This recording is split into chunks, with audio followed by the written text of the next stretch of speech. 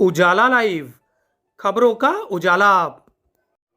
Channel को like और subscribe करें और हमारी सारी महत्वपूर्ण खबरों को अपने मोबाइल पर पाएं। प्रयागराज पहुंचे यूपी के डिप्टी सीएम केशव प्रसाद मौर्य ने कांग्रेस पार्टी और पूर्व प्रधानमंत्री इंदिरा गांधी पर बड़ा मामला बोला है। केशव प्रसाद मौर्य ने कहा है कि कांग्रेस पार्टी लोकतंत्र की दुहाई देती है, लेकिन 25 जून की तारीख भारतीय लोकतंत्र के इतिहास में एक काला अध्याय है। कांग्रेस पार्टी की नेता उस समय की प्रधानमंत्री इंदिरा गांधी ने 25 जून 1975 को देश में आपातकाल लागू करने देश के लोकतांत्रिक व्यवस्था की हत्या करने की कोशिश की थी। लोगों के बोलने पर पाबंदी लगाकर उन्होंने देश के लोकतांत्रिक व्यवस्था को चोट पहुंचाई थी। डिप्टी सीएम केशव प्रसाद मौर्य ने कहा कि उनके द्वारा चुनाव में की गई गड़बड़ी पर हाई कोर्ट के फैसले के बाद उनका देश में आपातकाल लागू करना कांग्रेस पार्टी और उनकी लोकतांत्रिक व्यवस्था में यकीन को भी दर्शाता है। डिप्टी सीएम ने कहा कि आज कांग्रेस पार्टी जब लोकतंत्र की बात करती है तो यह उन पर शोभा नहीं देता है।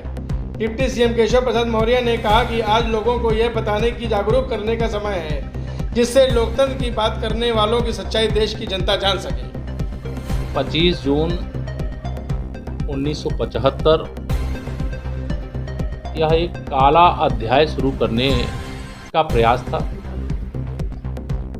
आपातकाल के माध्यम से कांग्रेस की उस समय की प्रधानमंत्री श्रीमती इंदिरा गांधी जी ने लोकतंत्र की हत्या करने का जो प्रयास किया था, जिसके कारण लोगों को एक तरह से देश में अपनी बात कहने का जो अधिकार संविधान ने दिया था उससे वंचित कर दिया गया था।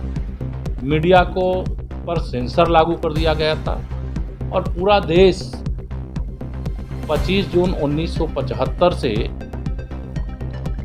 आपातकाल की जो शुरुआत हुई उसे एक काले अध्याय के रूप में जानता है। और जिस प्रकार से श्रीमती इंदिरा गांधी की चुनाव में गड़बड़ी के बाद इलाहाबाद उच्च न्यायालय के फैसले के बाद आपातकाल को लाया गया, उसे दृष्टिगत रखते हुए मैं यह मानता हूं कि कांग्रेस के द्वारा जब कभी लोकतंत्र की बात की जाती है वह शोभा नहीं देती। आज काला